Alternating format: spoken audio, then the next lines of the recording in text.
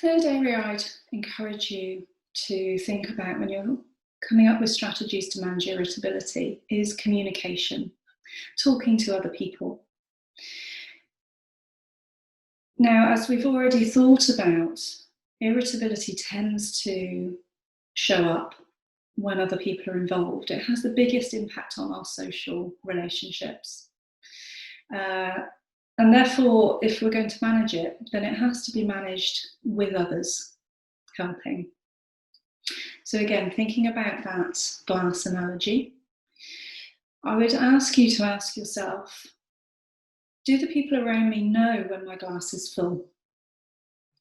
And how can I tell them? How can I let them know? The cruel reality of irritability after brain injuries is often hard to see for the individual themselves, for the survivor of brain injury, by that very process of the emotional brain being in charge at the time and the wise mind being a bit slow to catch up.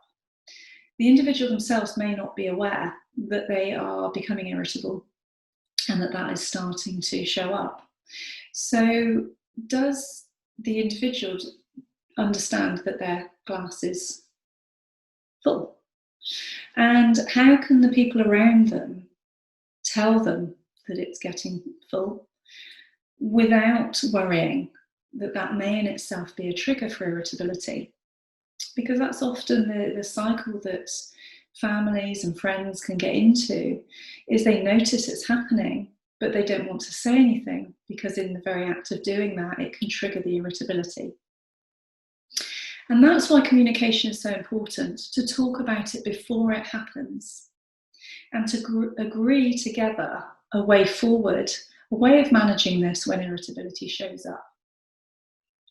So some of the suggestions would be to have an agreed phrase or a word that allows you to tell someone else as the brain injury survivor, or for someone else to tell you that irritability is showing up here, that cognitive overload is present, that the glass is nearly full. And that could be a phrase that is related to the symptom itself, very directly, or it could be something completely random. Phrases should be light-hearted, with the avoidance of any sound of criticism or judgment. So comments such as, oh, is irritability showing up again? There's our old friend. Or take a breath a moment. Let's just allow the wise mind to come in here. Or a phrase such as, what do you need? Can be really helpful. Using a scale 0 to 10 can also be a helpful way of communicating for the survivor how they feel. So being able to say to somebody, do you know what, hang on, I know you need me to do that, but right now I'm a 9 and you're going to have to give me a minute to get down to a 5 or an hour to get down to a 5 before I can help you with that. And if you talked about it beforehand, the other person will understand what that means, and they'll also understand the consequence if they continue to make that demand when you're already at a 9. They're going to know that that's going to push you up into a 10 and into cognitive overload.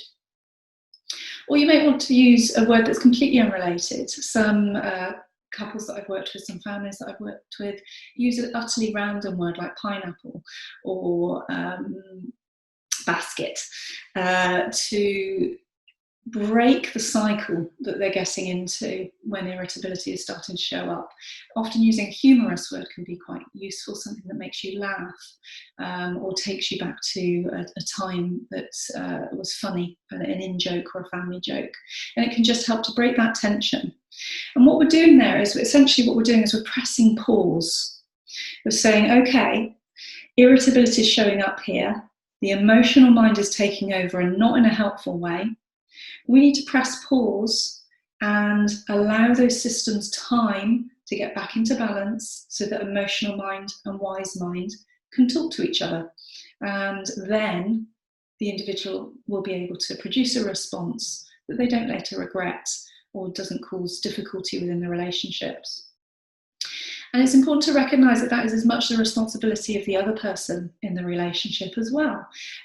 Because whilst survivors of brain injury will be experiencing irritability, it also triggers sensations of irritability in the other person.